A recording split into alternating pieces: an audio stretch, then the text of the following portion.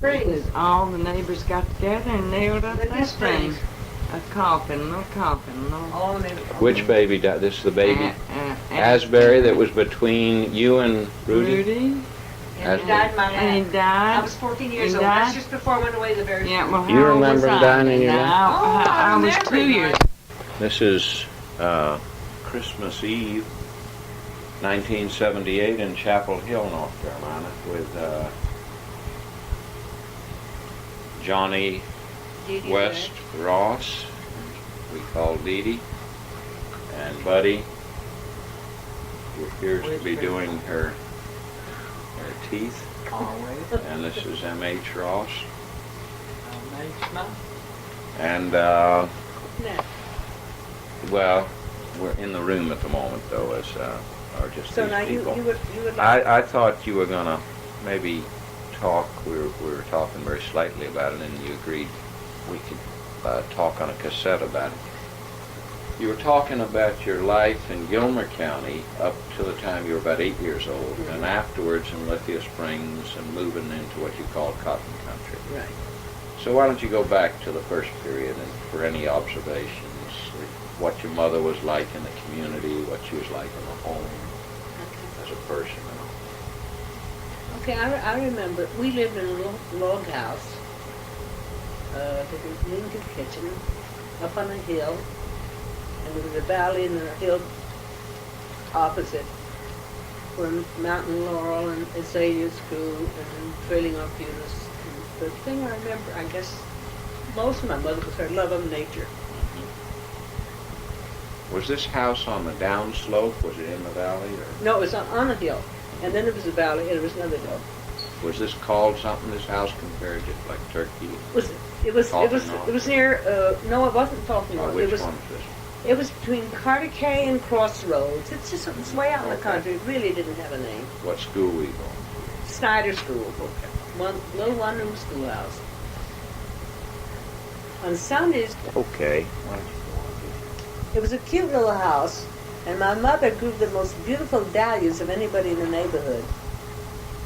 People would come from all around to see her dahlias. And we had to carry water from a spring, which was down the hill to another little drop off. And Papa had a beautiful apple orchard. We had acres, and we had a lot of land, about 400 acres of mountain land, because in those days you didn't have pastures. You fenced in your fields, and your animals ran out in the what they called free range. So every fall, the cows would come home with calves, and everybody had a mark. I still remember that my father's mark was 2 smooth props and underbit in the left of the ear. Tell me that again, Scott. 2 smooth props. Each ear was cropped smooth, and an underbit in the left. A little fork thing up like that. So you all could always keep track of your animals. Same with the hogs. And we had outside of our yard was fenced in. You marked his Picket hogs the fence. same way? Marked his hogs the same way. Everybody knew that Alder West's mark was 2 smooth crops with underbit in the left. Mr. Walker's was 2 smooth crops. Somebody else would be 2 smooth crops with underbit in the right. So you could keep track of all your animals. We had a vegetable garden that was surrounded by sour cherry trees. And it was a picket fence, and I don't know how we survived, but we'd take baskets up and walk around on top of the picket fence and pick the cherries, and Mom would make jam and jelly and we canned cherries. And it was a wonderful life. It was a simple life, but it was nice. And we had this great big apple orchard, and we had a cellar under the house. It was dug out of the clay, and Papa had made little, like baskets in the little pockets in the clay walls.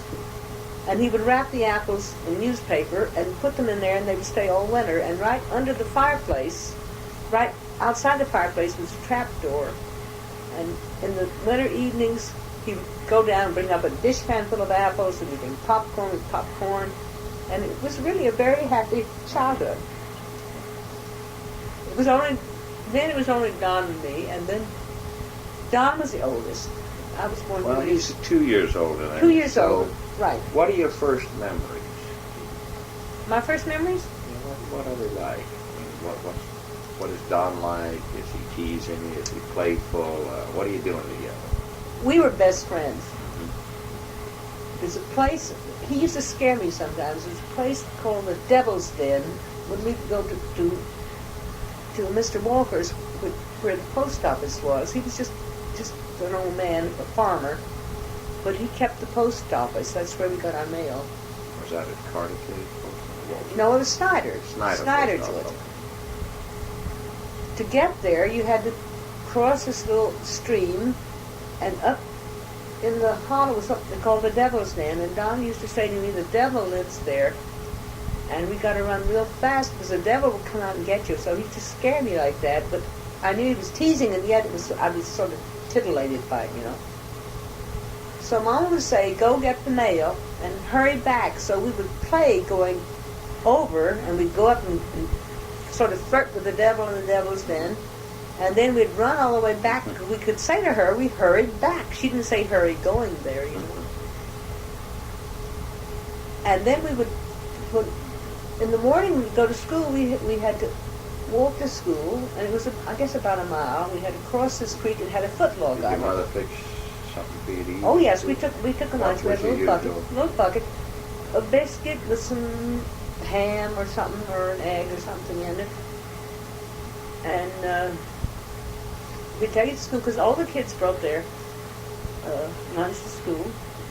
And one of the things, a very pleasant memory is that the kids who lived up on the mountain, who lived far away from school, if it was storming when school was out, everybody had a telephone. It was kept up by the community. We didn't pay a bill.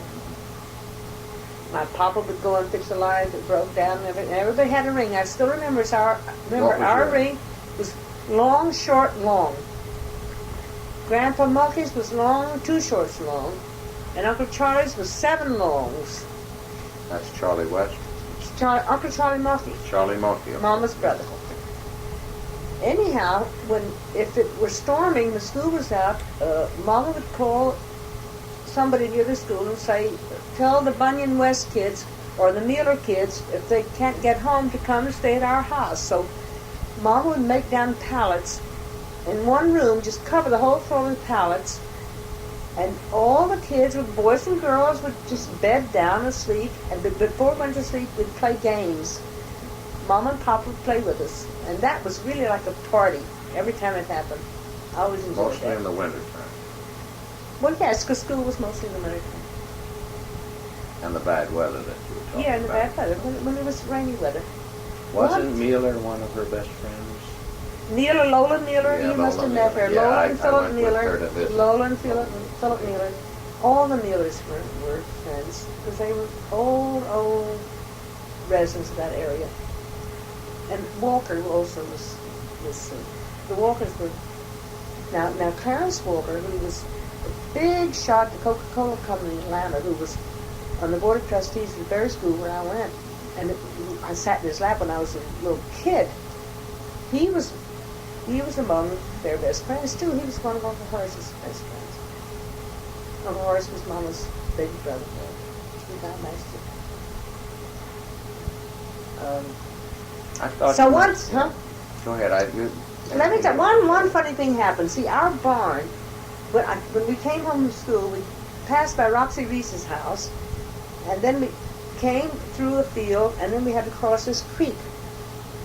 And one day, it had been raining very hard, and Don and I were coming home from school then. We were the only ones going to school then. And this footlog, and the footlog had been washed away, and the creek was way up over its thing.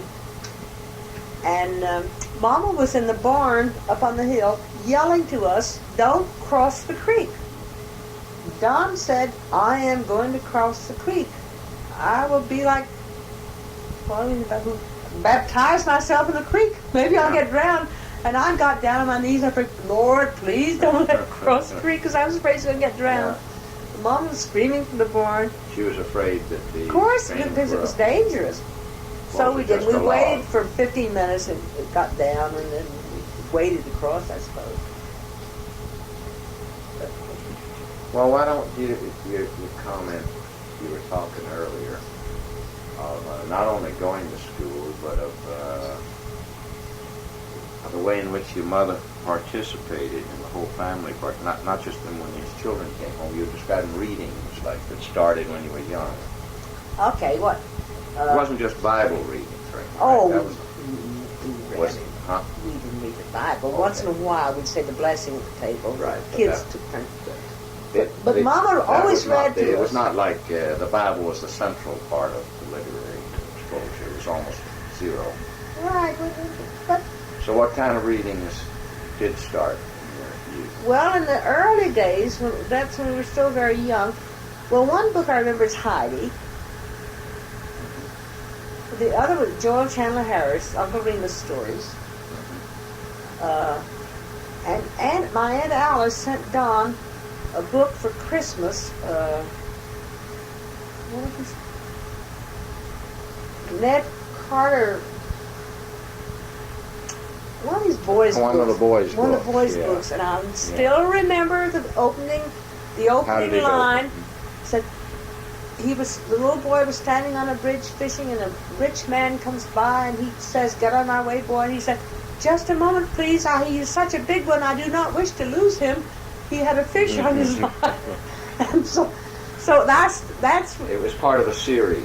Well, that was the first book that Aunt Alice was sent down for Christmas.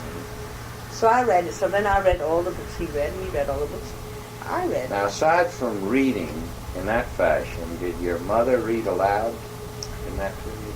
Oh, Did you yes. and Gilma? She Give me read- examples of what she read.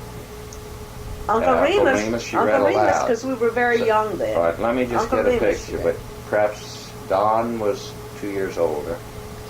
Charlie is a little younger than you. Charlie was just a baby then. Charlie's just a baby, Yeah, Lemma was next. and Lim is next. So, but Lim she's is reading Don, to even me, just you and Lim. Don. You can remember yes, that. Yes, I remember mostly Uncle Remus because we were very Uncle young Remus.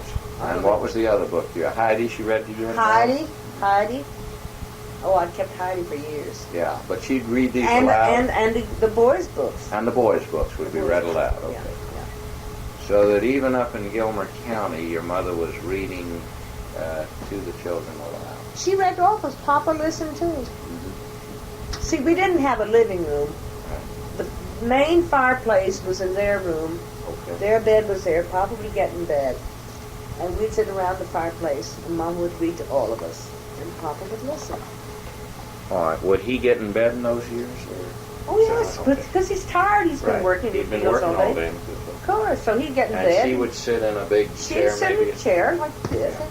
straight chair, And read to, and the we kids would scatter. sit around the fire on the floor. Okay. We would have done our homework That was a reason to do your homework quickly. fast. We'd say, Mama, we brought this book home. Will you read it? Will you do your homework real fast? All right. If you think of any other titles she read to you, I think it's very important because what I've gathered in listening to you is that you were exposed to a great deal. At this point, you can think of just a few things in literature. Later, of some very important works. Well, as we grew older, we got to a more affluent community. I mean, here there was no library. I mean, just this teensy-weensy little few books in the school. Right. Well, Well, you we may borrowed think of books some from others. people. There may have been some books of poetry that you read to you this early that you're not remembering anything else at this point. No. When you leave for the cotton country, what is the first? Now let me tell you how the Oh, go cotton ahead. country came about. Yeah. You see, my father's father and his whole family had moved down to what they called the cotton country, and Grandpa West used to come up and say, "Oliver, with your children, the other children you're going to have, you could move down to cotton country. They could all get jobs in the cotton mills, and you could make a lot of money." Well, Mama always said, "My children will never work in a cotton mill," because some of my aunts and my father's sisters, had gotten TB from working in cotton mills. It was a dangerous thing. So anyhow, he owned all this land, about 400 acres of mountain land, and he sold it for $1,300, the whole shebang. Now it's been bought up by people. You couldn't touch an acre for $10,000 now because it's all become resort country. So we moved down to the cotton country, and how did we move? In a covered wagon. You remember it? You were Oh, what I age? remember it very well. What age? I was about 8 then. Okay. I remember we left our house and we spent the night with Doc Loyne. Now, Doc Loyne was a man who I'd known all my life, who had had a still on my father's place once. My father got arrested and found a still, and it belonged to Doc, and Doc had to prove it was, he didn't want to say it was his, but he had to prove it didn't belong to my father. My father was arrested and was almost put in jail. But somehow Doc got him out of that. So the last night we spent with the Loynes. Because you packed your own thing. Yeah, we had it all in the wagon. Right. We had it all in the wagon. And we had all this beautiful furniture my father had made. These chairs and the cradle we were all locked in. We just left it there. How did you Just left it. Well, but you know? Who didn't... moved in the home? You never heard? Well, I don't know. Never Oh, heard. that's right. So, we had a dog. A black dog named Watch. It was Don's dog. And Doc said he wanted the dog. And my father, the Bible said it's against the law to sell a dog, so we didn't sell him, so we gave him to Doc. We left him there. So we start down the cotton country in this wagon. And, 2 mules.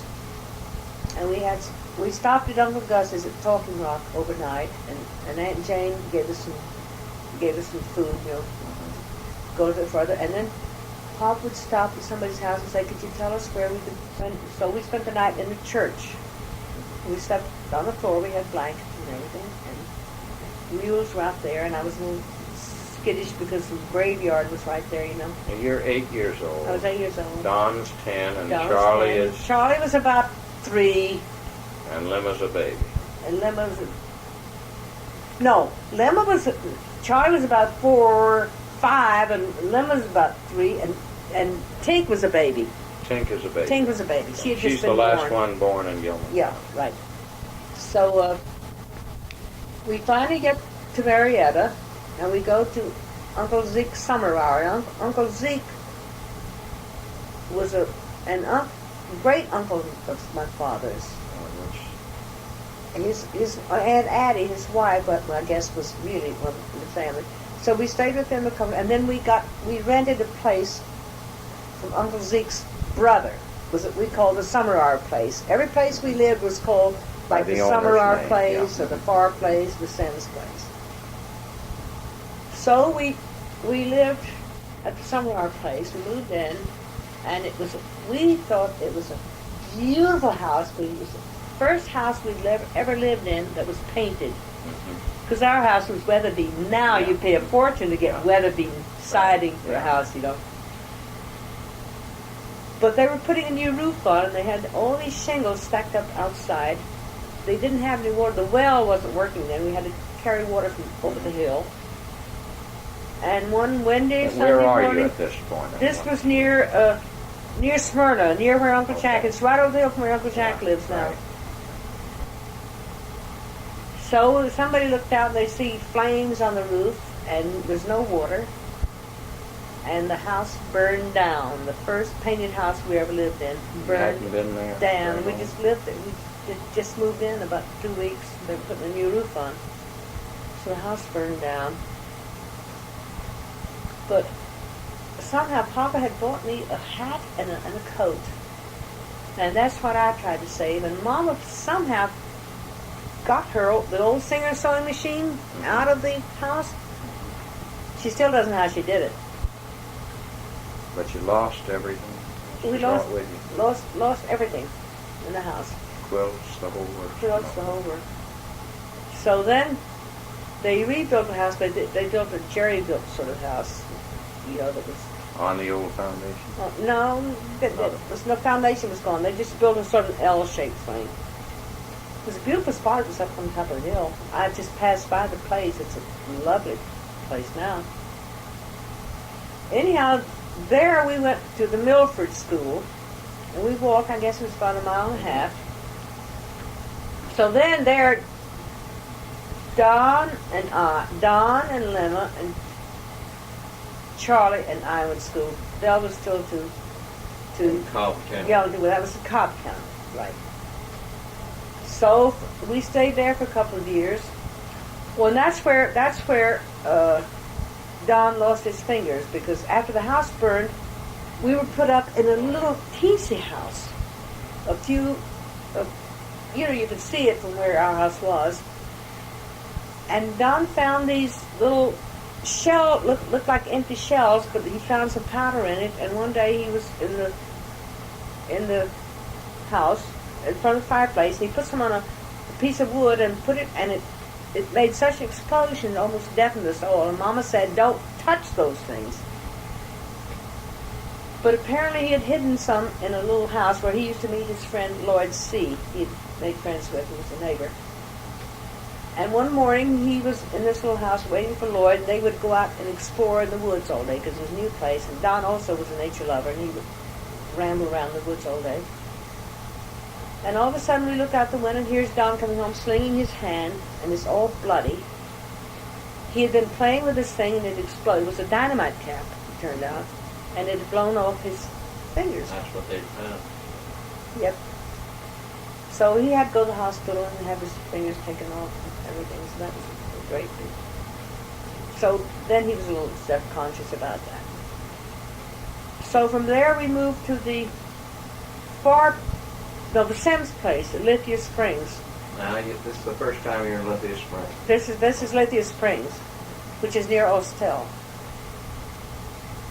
And there we went to Lithia Springs School. And by then, I think Belle was about in the first grade. Because she went to school too, and we walked. This is where Buddy comes along. That's where Buddy was born. Buddy was born there. So then it was Don, me, Lemma, Charlie, and Belle. 5 people. 5 kids. Well, that was a nice place because we had fig trees all around. We had lots of pigeons, and it was a fertile farm. And it was a great big house with a porch all the way around it, and it was also painted white with green trim. So we liked that. Now, did you tell me that at Lithia Springs is where you have the clearest recollection of when we were noticing the other night that CBS is going to put on a classic novel? Yeah. That your mother, you could remember a great many classics. All right, that's where we had our first library, our first real library. Was in Lithia Springs. Lithia Springs. You mean your school had a library? No, the little village, not the school. It was a little village The library. village had a library. Okay. Little library, and the thing I remember first about that library was that they announced in all the classes, if you have any books you'd like to give to the library, please bring them to Mrs. Harper, who was the librarian, a parent in the school. So I go into, and then you can borrow books. So I go in to borrow some books one day, and I see Heidi there, and I recognize it's my Heidi. Yeah, that Mother used to read to you. Right, that was my favorite book in the whole world. So I look and I see, and my name is in it. So I simply put it under my coat, and I take it home. And on the way home, Don sees it and said, "What's that?" And I said, "It's my Heidi book." And he said, "I gave that to the library." And I said, "Don, it wasn't yours to give." He said, "I'm going to tell Mama you stole a book from the library." So we get home, and he said, "Mama, Sis stole a book from the library." And she said, "What book?" And I showed her. But that was your book. And I said, "Mom, it was my book." And he didn't ask me. And he gave the library. I didn't give it to the library. So she said to me, "Well, why don't you go and explain to the library?" And I said, "I will not, because Don gave it, and he should explain that he made a mistake." And so she forced him, convinced him to take it to the library and to say, this is my sister's book, and I didn't realize she didn't want to give it away, so could I please take it back? And that's the way it ended. So that's where we started bringing books home to read. You could get... from Lithia Lithia Springs. It was a cute little log cabin type thing right out sort of on the village green. Probably didn't have but a few hundred books, but it opened That's the world. all, but it had lots of books, and that's where Don would bring home a load of books. You could take as many as you wanted. There was no limit. And I would bring home a load of books, and so we'd get home, and we'd say, and that's where I first read Layman's Novel. That's where Dickens, I first was introduced to Dickens, Edgar Allan Poe, Sidney Lear, and Southern writers, but what other would writers. you generally do? Would you say something to your mother? Would you make? How would the custom arise? You would read reading? aloud. Is that right? Yeah. Well, you see, Papa would work hard, and he would be in bed after supper. We'd have supper, and we'd say, "Mama, Don would say, I brought this book. Would you read it?" Or I'd say, "I brought this book. Would you read it?" Well, if you do your homework, get your homework done, then I'll read to you. So we'd, work like beavers. We'd do our homework, and then we'd sit down around the fire, and Papa would be in bed, and Mama would read, and I think that my most vivid memory is Layman's Novel. And especially when the old man is under the cart in the mud and trying to get out, and Papa, tears would be running down his cheeks, and we'd all be crying. And Mama would read, and I guess she used to read sometimes till about Did she read 10 o'clock. well? She read. Oh, she read with beautifully. Dramatic and clarity. Beautifully. She read very well. I mean, she made it come to life. I mean, it could make my father cry the way she read it, And all of you kids And were all the of us, same yeah. way, weren't you? Right. And then like I remember the Telltale Heart, the Edgar Allan Poe thing, where the thing is under the heart and it's beating and beating and beating, and you could almost feel the heart beating you the way she read. Scary. Oh, it was real scary. Would she sort of close them the way they would later the radio series in a way to like end the chapter and say, "No, that's all for the night"? That's right. She'd just say, "Okay, you got to go sleep now. You got to go to school tomorrow. That's all for the night." You'd be anxious to know the rest of Right. it. Then tomorrow we would take it up right where she left off. What would you do when you first came home from school? Would you do chores? Oh, chores. We had. Why don't you tell me? Well, see, we had mules and cows and pigs. They had to be fed. It was sort of a division of labor. We had to get wood for the stove, and they had to draw water from the well to put in a tank on the stove for hot water. So one kid's job would be to bring in stove wood, another would be to fill up the tank on the stove, the other would be to feed the cows and the pigs and the mules or whatever. Another would be to milk. I learned to milk when I was about 6 years old, I guess. And then And when the row crops were coming in, you had to. By then, those school was out. What? yeah, And then it was real then you see we're in the cotton country, so that cotton country we just didn't like a bit because you chopped cotton, you planted cotton, and you chopped cotton, and you hoed cotton, and you picked cotton. Right. And we had this sweet old black lady who once I guess when she had Buddy or somebody, when you had a child or something, she had all the children at home. Yeah, of course. Someone would come in to help, and we called her Aunt Jane. And I used to come home from school, and I had to pick cotton. That's at the Sims place. That's when Buddy was born. And I'd say, "Yeah, my back aches." She'd say, "You ain't big enough to know you got a back." Well, anyhow. So then we lived, after the Sims place, we moved to the Far place. Let me ask you more about those books. Now, she read you're talking about Victor Hugo's Layman's Novel. Layman's Novel. She read that through, right? Right. That, Start to finish. okay. That might take weeks. So Right. It's that's a big book. Fat book. Then, which of Dickens' works? David Copperfield. Right. I remember that's another sad one. Papa cried over. Oliver Twist. Yeah. Well, wouldn't he have been sad the morning when he couldn't get more oatmeal, sir? Probably. How about Tale of Two Cities? Tale of Two Cities. Yeah. I think every Dickens book. Maybe the rest of you even read some of the lesser-known Dickens books, do you think? Probably, I think every, because we were lucky in that this little library there had all these books. And you see, when we moved from the Sims place to the Far place, we went to the same school, so we had the same library. Yeah. It was a great little library. Let me see. Let me throw at you some of the Dickens titles I was leaning over them. Pickwick papers, you don't know. No, I know we didn't. Old have- Curiosity Shop, No. American Notes, A Christmas Carol, Christmas Carol, of course. Martin Chuzzlewit. Don't think any of those. Dombey and Son. You had the major ones, right? The major ones. Not Hard Time. How about Great Expectations? No. Okay. Sounds like you read the major. The major What's ones. it? The major And then ones. you did Edgar Allan Poe. Edgar Allan Poe. How about some of his, the Rave, Quoth the Raven? You think you did those out of the Did you do some of Oh, the Quoth the poetry? Raven, I told you we Yeah, did. That's when okay. all the boys did shrink. Yeah, okay. That's the Mariner. No, the Ancient Mariner. Ancient you did. Mariner, Yeah, Ancient not that- Mariner. Yeah, I don't know who Ancient did that. Mariner. Some other one. Ancient Mariner. Well, it wasn't Poe's, was it? Who did the Ancient Mariner? Was I don't know who did. Water, water, water, water, water, everywhere and all.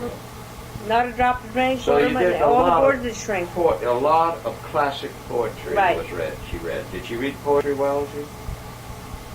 And always, what would you characterize her? Because here she is. Was she like her neighbors, or did she pride herself differently? What was she like? You know? How did she strike you as a child growing up? Well, What she, it meant to be raised? well, I'll tell you, she struck me as a person. She was so almost like Florence Nightingale. If anybody in the neighborhood was having a baby, I didn't tell you this in Gilmer now. In Gilmer, where she had her own horse, Yeah. nobody's mare. Nobody's allowed to ride that mare except Mama. And if some woman was having a baby, like Mrs. Mueller or Yeah. Smith or Jones or somebody, they'd call her about at the same time they called the doctor. She wasn't a midwife. She just went to help the doctor. She'd get on this horse. I don't care what was happening at home. She would leave and she would go and she'd stay all Always night. assisted the doctor. Always, they always called on my mother for help. All the neighbors, always. Yeah, well, you didn't tell me. She was known as, she was sort of really, I always thought of herself as a Florence Nightingale. Did she continue this or less extent as she got a bigger family? Well, less as she got down. See, in the mountains it was different. Sure, she When we knew moved everybody. right, and but down there it was a little strangers, different. You know, she was a little reticent when she got down there, but in the mountains it was. What was it completely like different. to meet your first black neighbors? You've never seen black people. Well, I tell you, the first place was at the Sims place at Liberty Springs. There was a black family who lived just up. We could see their house from our house. And this young woman used to come by with a little girl who used to run the backyard because we were afraid. We'd never seen a Never black had person. seen We'd never before, seen a no. black person. Did they ever assist you with the crops, or you with them? When they were No, little? let me tell you what happened though. Yeah. Now then, my mother made friends with this woman, and I think she sensed that something was funny about us. She thought we were, so my mother said, you know, the children just have never seen anybody like you, and they're not being nasty. Mhm. So we became friends. Yeah. She was open about it with the Yeah, woman. She right, stated to right, her. right. This woman was the closest. That's right. So then we got over that, and see, I think the reason that happened was when we lived in the mountains. My father took me to LHA, nearest town, once, and some stupid neighbor had said the first time you go to LHA, you got to kiss a Yeah. Well, you can say. you got to kiss a nigger. Yeah. Okay. Well, Papa went into the store and left me in the wagon, and here's this delivery wagon with two big horses, driven by this big black man, and I sat there shivering in my Yeah. Someone had scared skin. you. Yeah. Sure. Right, which was a horrible thing to do. So I think that was Sure. my fear when I saw Yeah. a black person. But probably there. you and Don, the kids, you were generally talking about the thing because you'd never been around black people. Right, You'd never had the we'd opportunity. never seen because they didn't live up there. Yeah.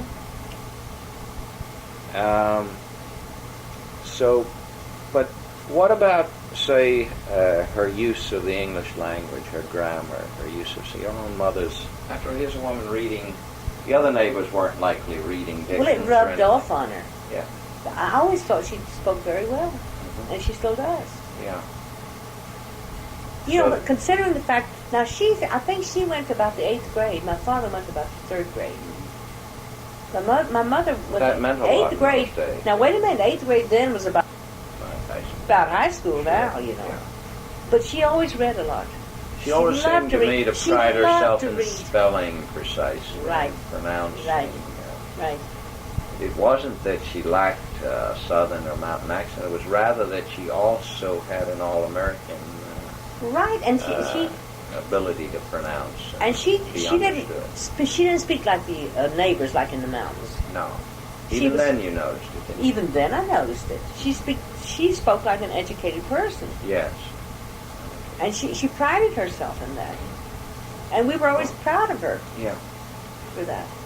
Well, you must have, in later years as you look back, those of you that were most exposed to this reading, Don went on to write poetry and to teach. Yeah. Competition, all. You became an editor and a writer. It seems like environment. You're describing an environmental thing. Right. It I rubbed think off on her, and it rubbed off on all of you. Right. I mean, to be Right. exposed to this much. Right. I certainly had a different experience, but I didn't. I never had Dickens read to me or read it. I was forced to read some of it later in school, but you see, it's a totally different thing to come to literature very late, Right. 20s. My fondest memory of my whole life is when Mommy read to us. Isn't that's something you think for all of you Oh. that's one? I think so. Those of us who That were older. but it was yeah, important. right. Now, as you said, Yeah. got more There was a children. gap, more There was a gap. children. Then I went away to school. But Times got hard. Everything now, got worse. then when I went away to school, you see, we were going to school. The little school at Litchie Spring was consolidated with school at Douglas School. And they had a school bus. They didn't have a school bus like they have now where they have bus drivers. Two students took turns. Don was one and another kid. Took turns. Now, they were about 14 and 15 years old. You didn't have a driver's license then. You just drove a bus and used to race with everybody on the road. And one day, this kid was coming down. This William Harper was driving it that day. He was coming down to pick us up at the store, Lynn's store in Little Springs. And this little commuter train that ran from Douglasville to Atlanta hit the bus, and the driver was killed, and his sister and Before he other got kids here? before he came down to pick us up. So Mama said, "You can't go to school anymore because you can't ride on a bus. This happens." So fortunately, Mama's baby brother, Uncle Horace, first said to Don, "I'll pay your first term's tuition at the Berry School in Rome, Georgia." And then I was just shattered because I figured I grew up to be a juvenile delinquent, illiterate, So I just got to convince Uncle Horace that he pays mine too, so I can go. But that's when Mama had this other baby, and it died in my lap. Oh, you're talking now about Asbury. Asbury. It's between Kansas. Buddy and Rudy. Right. You remember that Asbury only lived a few days. I remembered, I remembered because Mama was sick. She had what they call milk bed. And she was in bed, and Papa and I used to have to get up and pull her on the sheet. And I was 14 years old. I was cooking for the whole family, doing all the washing without a washing machine, mind you. Like this. Yeah. Where were you scrubbing? On a scrub Backyard board? on a scrub board. But Boiling coals in a boiling- pot over outside. And I'll never forget. I used to have to get up and took two people to turn her over. We had to do it with a sheet to turn her over because it was so painful. And one night I heard Mama say, "Oliver, put some water on her face." And I said, "I'm looking for the rice." And I was in the kitchen, "I'm looking for the rice." And she put some water. I said, "Don't you dare put water on my face." I could hear what they're saying, but I was completely out. You were just knocked out. I was woken asleep. Oh. Look, here's a 14-year-old kid. You hadn't had enough sleep. I hadn't had enough sleep. Anyhow, I was so afraid. Now, let me understand, too. You're saying at the same time, because you would have to travel on a school bus to a consolidated school somewhere, you weren't going to be allowed to. But the bus was hit by the train. Yeah. My mother said unless they have a driver to drive the bus, Right. which they weren't going to have, Yeah. you can't go to school anymore. Yeah, but now Don's 2 years ahead of you. No, Right. Don and I by this time were in the same class. You've caught up to the kids? Yeah, he had measles once, so I got caught up. We were in the same class. Don, now this is very important. You're in the same class. We were in the same class. So do you go to Berry School together? enter together? I'm in the girls' school and the boys' school. Yeah. But you enter, you're Same- on the same class level? Same year. Yep. I wasn't aware of it. Yep. I thought by the family legends, that he had sent money to take you on. No. He worked for me. He worked for you. I'll later. tell you what I learned Go later. ahead. I knew that was part of it. Okay. So Papa had bought this old Model T Ford from somebody. And Don had learned to drive it. So Don and I drove to Uncle Horace's on the weekend. Had about 3 flat tires on the way. And Uncle Horace, He was married by then. no, he wasn't. He Wasn't, wasn't married. okay. But he was my favorite uncle. He'd always been very sweet to me. So I said, Uncle Horace, you're going to send Don to Barry. Maybe you could help me out there. He said, would you like to go? I didn't think about that. I said, sure. He said, of course. So he paid my first term's tuition, which was probably $75 or something Well, like a that. lot of money. And he said to me, all I ask is, I don't want the money back. You help any child in your family who wants to go to school, and that's what I've always done. So we went to Barry. So I was afraid I couldn't go. I was afraid Mama wouldn't be well enough. Yeah. But she got well enough. The baby died, Baby but died. she recovered. Okay. She recovered. So we went over to Barry School. And after the first year there, I came home, and Papa got typhoid that summer. Mm-hmm. And I was home. Mama was pregnant with Rudy.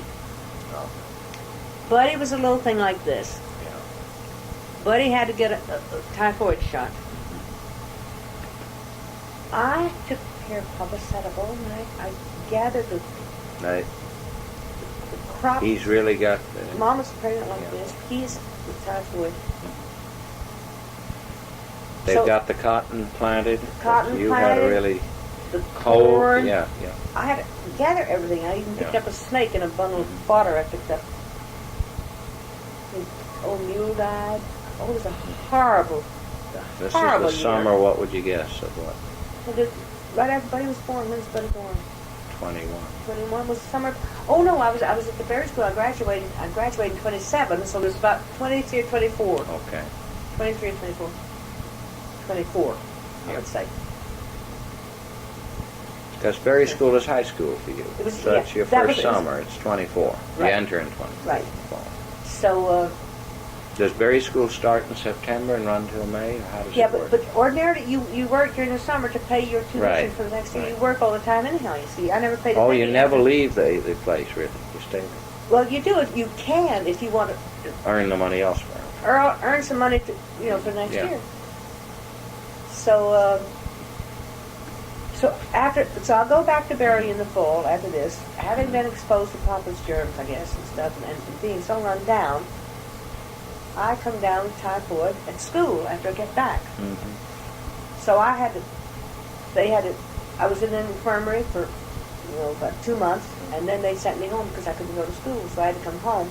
So I missed the term. Well, Don, stayed that summer and worked and applied it to my next term's tuition. Mhm. See, that's why Don and I were close, and he did Right. things for me Good like that, you things. see. So I missed out. So then I graduated from Barry in 27. But while I was home, another fond memory I have of Mama is when I was home that time, after I had come home from Barry. The kids are being schooled, Buddy and Rudy was just a baby then. Mhm. Buddy and the other kids who were home with me. Rudy's not born till 25. Yeah. He was born when I was at Barry. And Mama would make a beautiful... We used to kill a fry and we'd have fried chicken for lunch. We said, we won't tell anybody. Mhm. So I really had fun with Mama. She was a fun person in those days. Right. She really was a fun person. She always was a fun person. Lively. and Right. fun. Right. There may be, you'll later think of other things. I guess the reading, she always read extensively.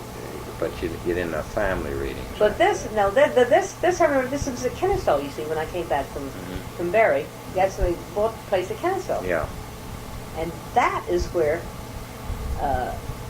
when I was there, this time, you see, I slept, they put a bed in their bedroom, and I slept in their bedroom, which was a sitting room, really. Right.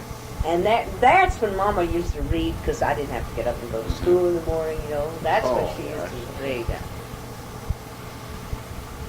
So you continue to have these memories of the reading, right? Yeah, that's. Oh, yeah. And she'd have a book hidden under here.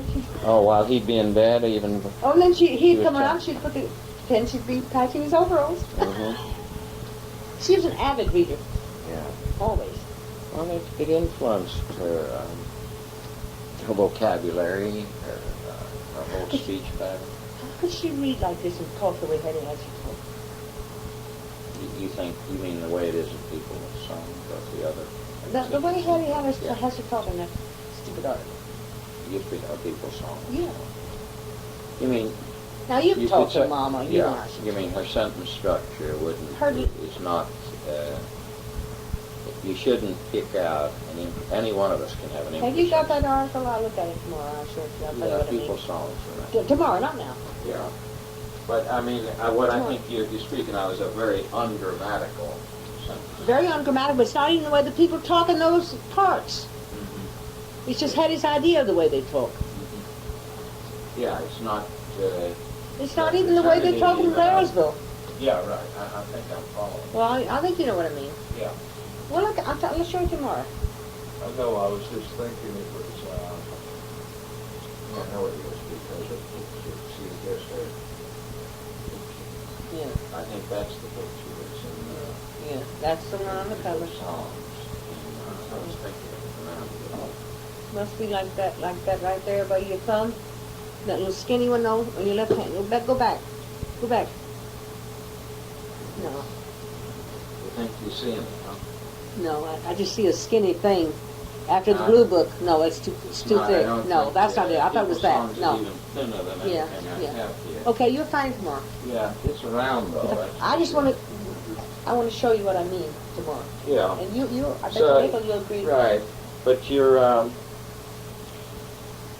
point is based, and not some. You have an opinion, but it's based more on the experience you've had of a childhood I with think her, I and know growing up better with than her. Hetty does.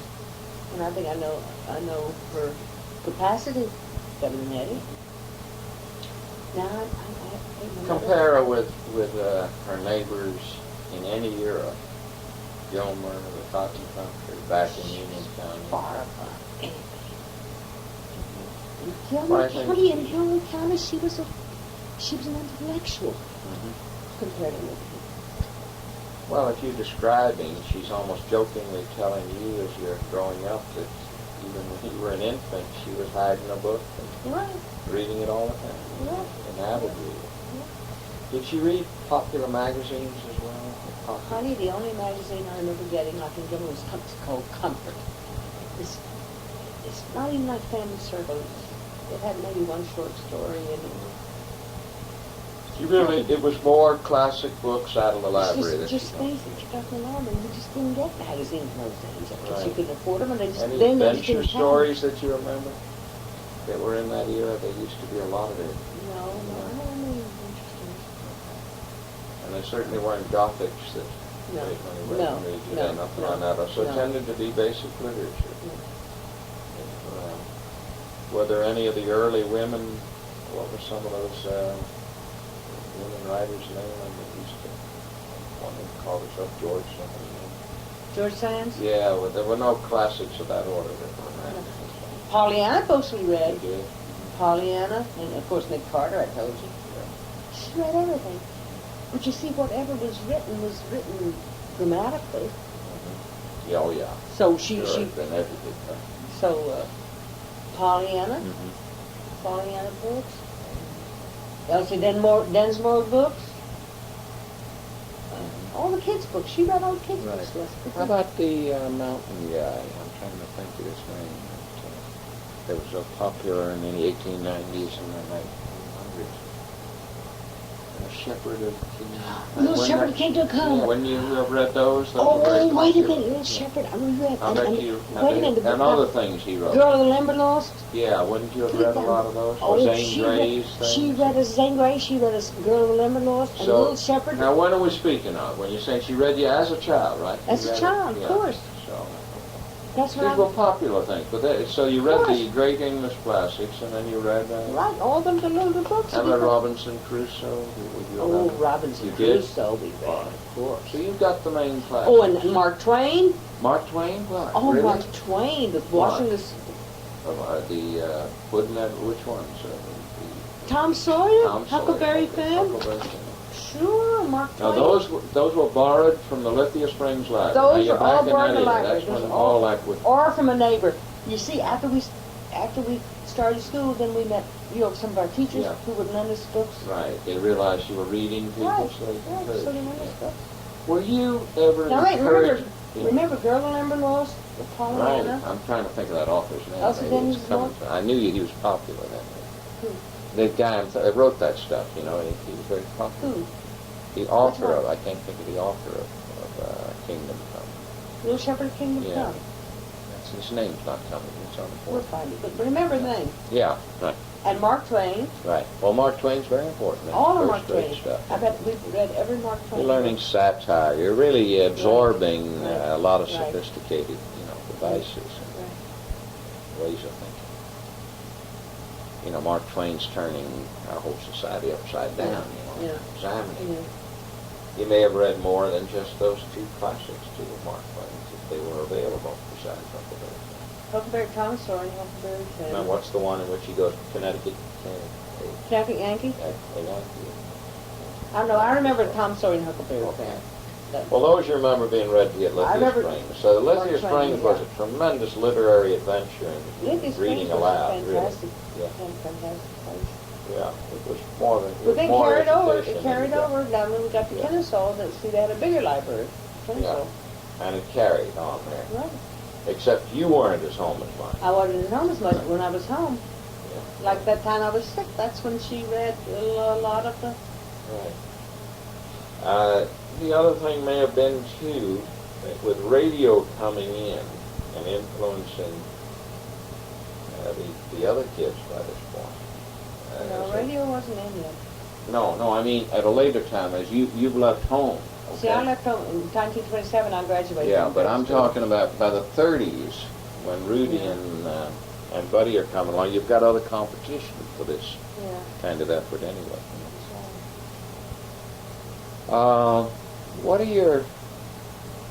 What are your best memories, say, of teachers encouraging? Any special people that you modeled, that you were struck with?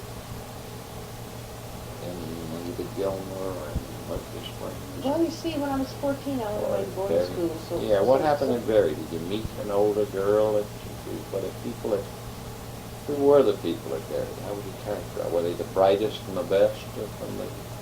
Well, just you couldn't be a dope and get in there. Okay. So they were pretty You were bright people. tested to get in. Yeah, you couldn't Some just, kind of test. right. You couldn't just get in. And then they gave you a lot of work to do. Then you worked. You worked. Did they have a drama club? Did they have other things? Did they have Well, anything? that was What my did you get first into? love, drama, Okay. drama club.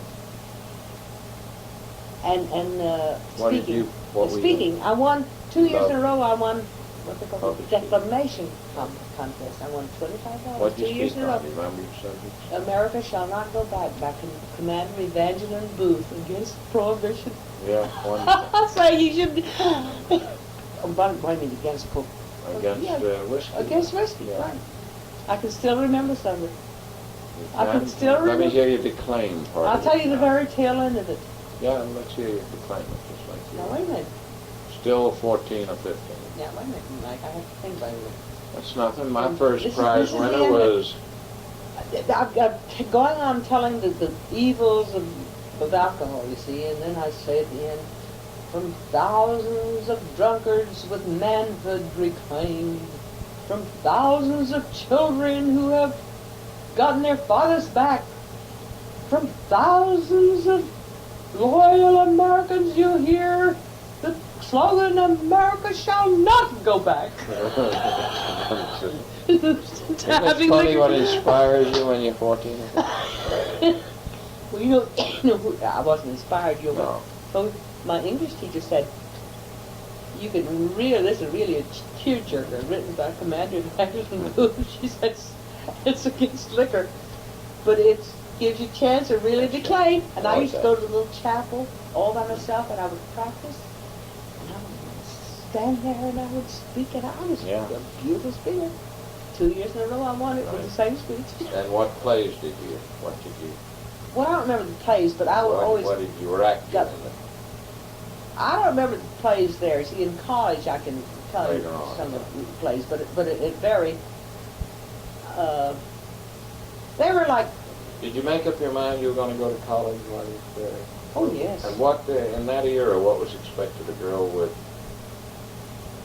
become a teacher? What was expected? It was very limited. And that thing, that you naturally would be a teacher, but what else could you be? That's before you thought of being a doctor, a lawyer, or anything else. So I'd made up my mind I was going to go to college. And you made up your mind you'd be a teacher, really? You had to do them both at once. Well, I figured when you've got a major in something, so I majored in education when I went to Korea. So didn't you meet Henry Ford there too? Well, Henry Ford came down with his orchestra, and he taught the old-fashioned dances. So I danced with him. You danced with him in the gym. Junior year, each year, or what? No, this was when I was a junior. But in the gym, he would have take different classes at different times. And if you had a free period, you could go and watch. So I would sit on the bleachers, and if he needed an extra girl, he would call me down, and I would go down. So I always figured I'd get a chance to dance. We did the Varsouvienne, the Gilto polka, all these old American dances. Not just square dancing. No, not just square dancing, but all kinds of things. And I danced with Henry. He was a graceful dancer. He was a marvelous dancer. And I always loved to dance. So you were dating your first boys, or was that looked down on? Well, there was a girls' school and a boys' school. Well, was there any opportunity on weekends? Well, no. Well, once a month when boys could call on the girls and sit around the campus with about 2 chaperones for each couple. And it was really titillating, to hold hands like in the wintertime. If you had a date in the living room of your dormitory, you rush to get the seat by the fireplace in the corner, so you can hold hands. Oh, that was the greatest. That was fun. But then I went to Berea. Now it varied. Were you ever made to feel at Berry that you didn't not only patriotism, but you did? Was there a uniform, or were you clothes? It was uniform. Berry is the best thing that ever happened to me. Because it was uniform.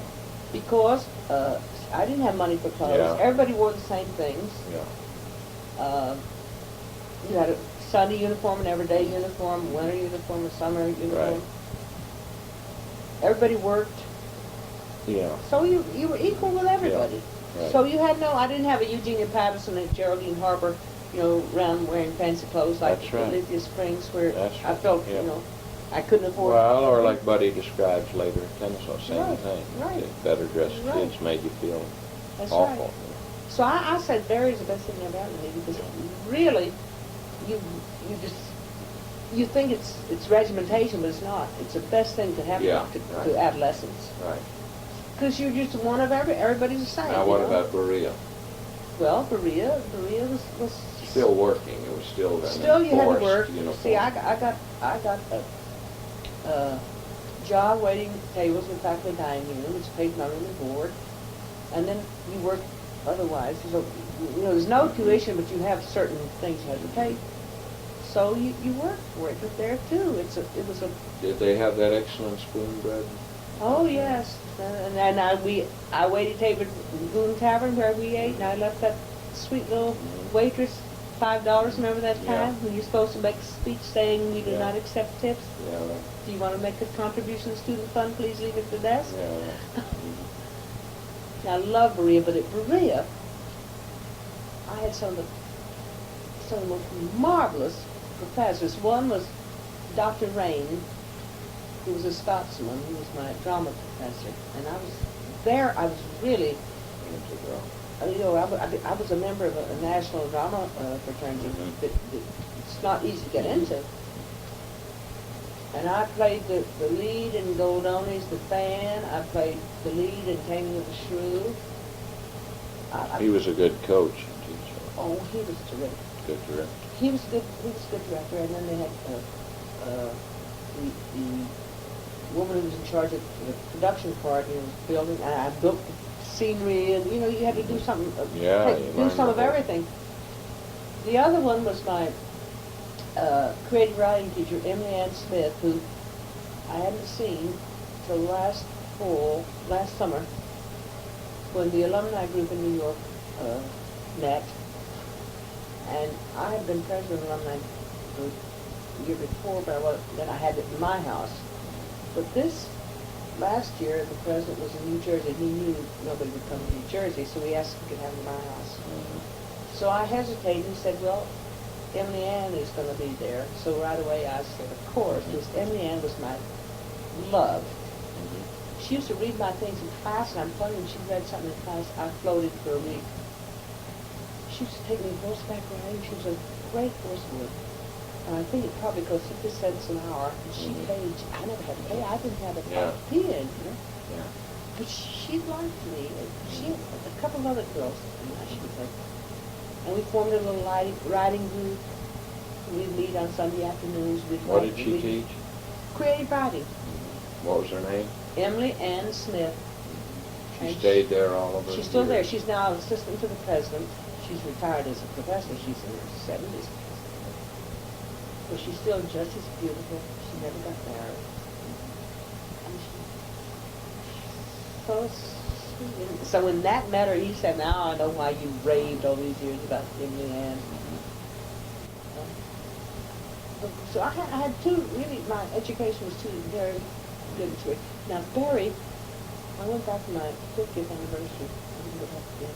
Yeah. They're so religious, they pray. One of my classmates took us to dinner in Rome. And we were all starved to death. And so the food came, and I started eating. All of a sudden, Yeah. Brother so-and-so, all of a sudden this guy is saying the blessing in a restaurant. Right. I was embarrassed. Trying to think of who was one of Carlos people. I don't know. Anyhow, I think your religion is a private thing. I don't think you have to air it in a restaurant. Anyhow, at Berea, it's not like that.